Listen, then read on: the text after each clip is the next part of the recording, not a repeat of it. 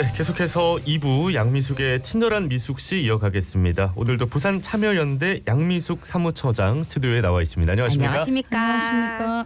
예, 반갑습니다. 오늘 사무처장님 모시고 새 부산시정이 나아가야 할 방향과 과제를 한번 이야기를 나눠볼 텐데 먼저 이번 6.3 지방선거 결과 어떻게 보셨습니까? 예, 몇 가지 살펴보도록 하겠습니다. 먼저 이번 지방선거는 전국적인 이슈도 지역의 큰 아젠다도 없었던 선거였던 것 같습니다. 예, 두 번째는 지난 대통령 선거 시기에도 약간 그랬었지만 개헌과 내랑 청산에 대한 반성과 비판, 심판이 이루어진 선거라고 보기 힘든 것 같습니다. 박형준 시장 후보가 개헌과 내란을 옹호한 세력을 캠프에 영입했는데도 불구하고 이에 대한 비판은 일부를 제외하고는 없었고 선거 결과도 보면 경선에서 주진우 후보를 이겼고 전재수 당선자와의 표차도 크게 없었던 것에서 확인할 수 있습니다. 예. 또한 개헌 옹호 발언을 한 시의원도 한 명이긴 하지만 재선을 하기도 했다는 점에서 개헌 또는 내란에 대한 심판을 하는 선거는 아니었다고 할 수 있습니다. 근데 시민사회단체 입장에서 보면 박형준 후보는 개헌과 내란에 대한 진전성이 있는 사과와 이를 극복하기 위한 비전을 제시했으면 더 좋았지 않았을까 싶고요. 물론 개헌과 내란 청산이 끝났고 이제 사법의 문제라고 판단할 수 있습니다만은 민주당의 경우도 개헌과 내란 청산을 전면으로 내세우지 않았습니다. 개헌과 내란 청산이 중앙 정치에 국한된 것이 아니라 그 권력이 과도하게 집중되면서 일어날 수 있고 우리의 일상과 민생에 미치는 영향을 해설하고 지방선거에서도 시장에게 집중된 권한이 시민에게 악영향을 줄 수 있고 이런 권한을 시민에게 나누어주고 풀뿌리 민주주의를 활성화하겠다는 선언이 없었다는 점에서는 좀 아쉬운 선거라고 할 수 있습니다. 예, 여러모로 아쉬움이 좀 많았다는 그런 논평을 해주셨는데 후보자 검증에 대해서도 한 말씀 해주신다면요? 네, 세 번째로 북구갑 보궐선거에 가몰입함으로써 후보자에 대한 검증이 어느 정도 있었는지 돌아볼 지점입니다. 그나마 시장은 어느 정도 이제 토론회가 한 6차례 이제 TV 토론이 있었기 때문에 검증을 할 수 있었지만 교육감, 구청장, 시의원, 구의원, 비례대표 후보를 검증할 수 있는 다양한 매체나 통로가 부족했다는 아쉬움이 있습니다. 네 번째, 선거법 위반으로 수사를 받고 있거나 조사를 받아야 할 후보자들, 거기다 구청 공무원이 현 구청장들을 위해 선거에 개입해 불법을 저지른 후보들이 대거 낙선했다는 점입니다.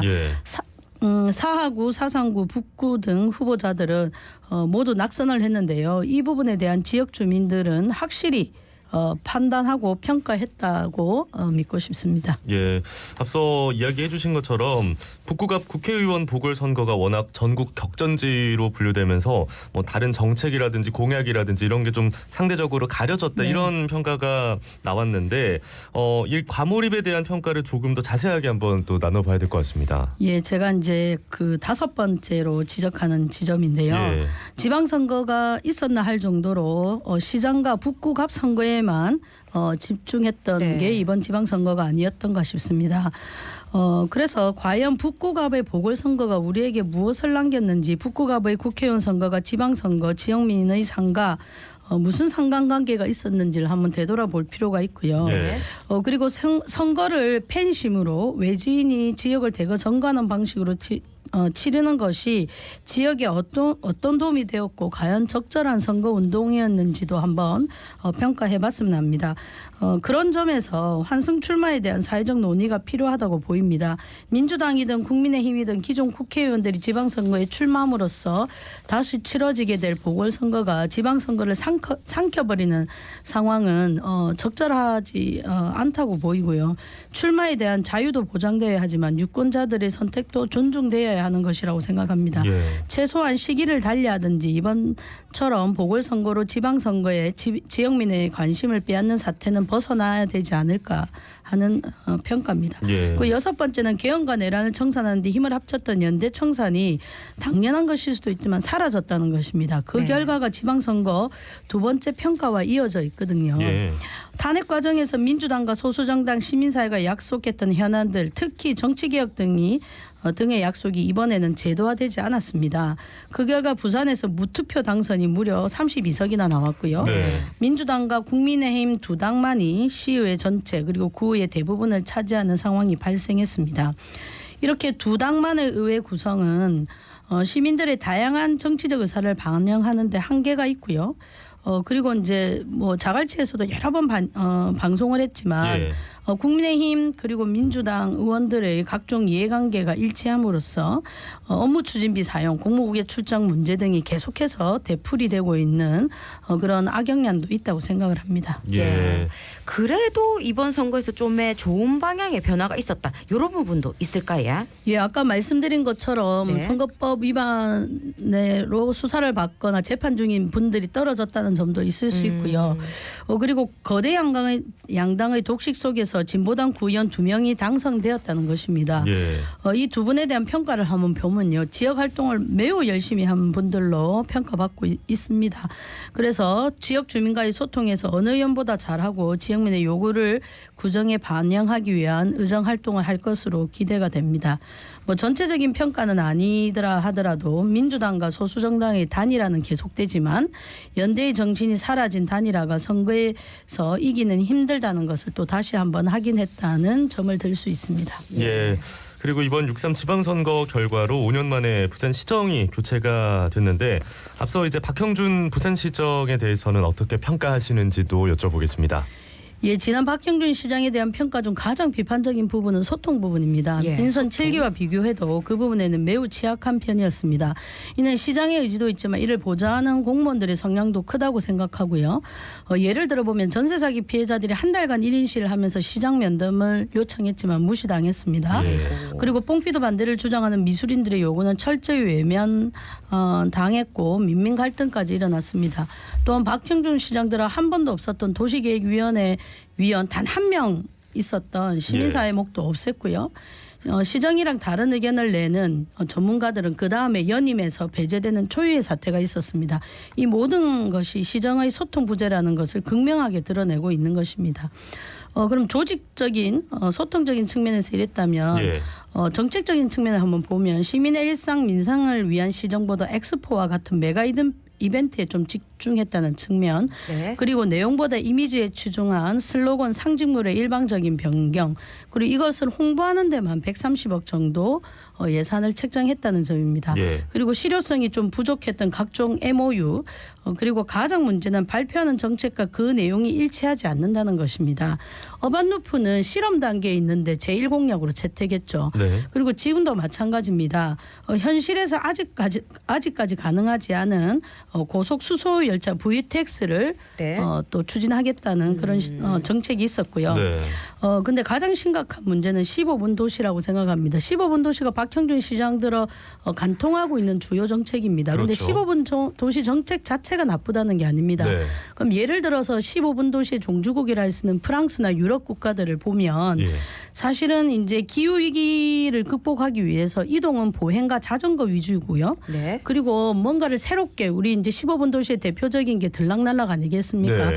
뭔가를 새롭게 만들고 짓고 이렇게 하는 것이 아니라 기존의 건물들을 중층적으로 사용함으로써 탄소 발생을 억제하고 다양한 기능을 하는 공간을 한데 모으면서 또 사람들이 그럼 만나게 되지 않겠습니까? 그렇죠. 그래서 예. 공동체가 활성화하는 곳인데 들락날락 하나만 보더라도 다 차를 타고 가야 되고 멀리 떨어져 있지 않습니까? 네. 그런 측면에서 15분 도시가 과연 그 내용 이름에 맞게 걸맞게 추진되는지 한번 볼 필요 있습니다. 예. 그래서 앞 시장의 정책을 무조건 단자라고 하지 말라는 것이 아니고요. 이런 점들을 철저하게 평가해서 좀 새로운 시정을 설계해야 한다고 생각을 합니다. 네. 예, 이렇게 부산시장 지난 부산시정을 따끔하게 평가해 주셨는데 그렇다면 새 시정은 어째 꾸려야 될까요? 예, 새 시정은 좀 시대 정신을 잘 파악해야 된다고 생각합니다. 소통과 협치는 시민 사회만 주장하고 요구하는 것이 아니라 전 세계 유엔에서도 기존 사회 문제를 해결하기 위한 적절한 방식으로 평가하는 제도입니다. 네. 민주당이 지방 정부를 구성했던 시절과 지역에서는 이런 제도를 만들어 지역의 각종 문제를 해결하고 갈등을 최소화한 사례들이 있습니다. 또한 시대의 변화상을 잘 반영할 조직에 대한 변화가 필요합니다. 공무원에 대한 교육도 필요하고요. 지난 시정에서 소통과 의견 수렴 없이 진행했던 공공기관 통폐합이나 조직 개편처럼 해서는 안 될 것이고요. 지금의 시정의 문제를 해결하고 시대가 요구하는 정책 가치를 반영할 조직 개편을 공감과 논의 속에서 추진해야 한다고 생각을 합니다. 예, 이렇게 조직의 대한 변화의 필요성을 이야기를 해주셨는데 전재수 부산시장 당선인이 이제 인사를 할 경우에 가장 신경 써야 할 부분은 그러면 어떤 거라고 보십니까? 예, 박형준 시장 시절 무리하게 추진되었던 각종 사업과 정책이 박형준 시장 혼자만의 의지로 그렇게 되었다고 볼 수는 없습니다. 예. 시장이 시대의 흐름에 벗어났을 때 이를 개선하도록 시장을 보좌해야 하지만 박형준 시장 시절 공무원은 그렇지 못했습니다. 시장이 원하는 정책을 추진하는데 무리수를 두거나 시민을 배제하거나 소통하지 않고 시민의 의견을 제대로 보고하지 않았다고 저는 생각을 하고요. 이는 시장이 먼저 소통과 공개를 시정의 원칙으로 하고 공무원들이 이를 받아들이고 모든 정책에 반영하도록 하지 않았기 때문입니다. 인적 쇄신이라는 것은 문제 있는 박형준 시장을 밀어붙였던 공무원을 무조건 배제하라는 것이 아니라 예. 시장의 가치와 철학을 공무원이 이해하고 받아들일 수 있도록 교육하고 시정의 철학과 가치를 같이 할 수 있도록 해야 한다는 것입니다. 물론 그럼에도 불구하고 시민의 의견을 무시하고 소통하지 않는 전근대적인 방식의 행정을 하는 공무원들 그리고 공공성이 아니라 여전히 난개발 사업자 의견에 경대던 공무원에 대한 견제와 배제는 필요해 보입니다. 예. 이번에는 민생 이야기를 해볼 텐데 새 부산시정이 중요시 여겨야 할 생활 의제는 뭐가 있을까요? 예, 공약을 많이 받기도 했습니다. 네. 전재수 당선자가 1호 예. 공약에 대해서. 하지만 1호 공약으로 약속했던 부산 민생 100일 비상조치가 필요한 시점이라고 생각을 합니다. 여전히 민생으로 힘들어하는 부산 시민을 위해 시민의 소중한 세금을 시민들이 일상에서 힘들어하는 부분에 쓰이도록 적극적으로 그리고 신속히 추진할 것을 좀 요청드리고요. 예. 그리고 사상 하단선 여전히 뭐 문제가 해결되지 않았고요. 그리고 만덕 센텀 대심도 등 시민의 안전과 밀접하게 관련된 부분에 시민이 안심할 수 있게 먼저 원인을 파악하고 즉각적인 대책을 마련했으면 합니다. 예. 그리고 대부분의 시장이 그랬듯이 박형준 시장의 정책이 동부산 중심으로 만들어지고 추진되었습니다. 만덕 센텀 대심도 그리고 추진이 예정되어 있는 사상 센텀 대심도 네. 그리고 제3 백스코 모두 동부산 특히 해운대 센텀을 중심으로 각종 인프라가 만들어지고 있습니다. 이에 대한 전면적인 검토가 필요하고요. 부산 지역 어디에 살든지 교육, 문화, 일상이 형평성을 가질 수 있도록 해야 할 것으로 보입니다. 예, 부산 민생 100일 비상조치 그리고 또 균형 있는 또 발전을 또 이야기를 해주셨는데 그리고 시민 소통과 관련해서도 제도화가 필요해 주셨다고 앞서 말씀을 해주셨잖아요. 사실 이런 제도가 있습니다. 조례도 있고 예. 민선 7기 때 부산협치협의회 제도가 마련되고 구성이 되었습니다. 그러나 박형준 시장 시절 담당 공무원을 아예 이제 그 자리를 없앴고요. 네. 그래서 그런 상황으로 인해서 그런 소통 기구의 취지를 살리거나 활성화하지는 못했습니다. 예. 이를 재정비하고 시정의 시민의 의사를 반영하고 참여 기회를 확대할 수 있도록 해야 합니다.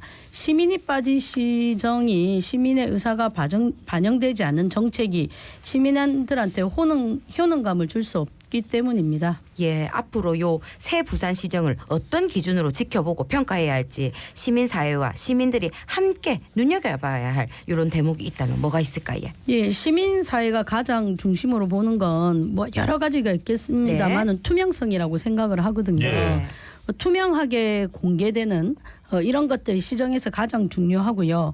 그리고 시정을 시민 의견 수렴과 소통 관점에서 추진하는지를 이 두 가지 측면에서 네. 좀 지켜볼 예정입니다. 예, 참 이제 앞으로 새로운 시정을 꾸려 나갈 텐데 이런 소통 문제라든지 기존에서 좀 답습하지 않았던 것들을 좀 제대로 잘 수행하면서 부산의 발전을 이끌어 주셨으면 좋겠습니다. 오늘 말씀은 여기까지 듣겠습니다. 고맙습니다. 고맙습니다. 고맙습니다. 네, 지금까지 부산 참여연대 양미숙 사무처장이었습니다. 예, 그라고 지는 자갈차짐의 18,941의 김진수였습니다. 예, 그리고 저는 아나운서 조경준이었고요. 오늘 끝곡으로 여자친구의 여름비 들려드리면서 마무리를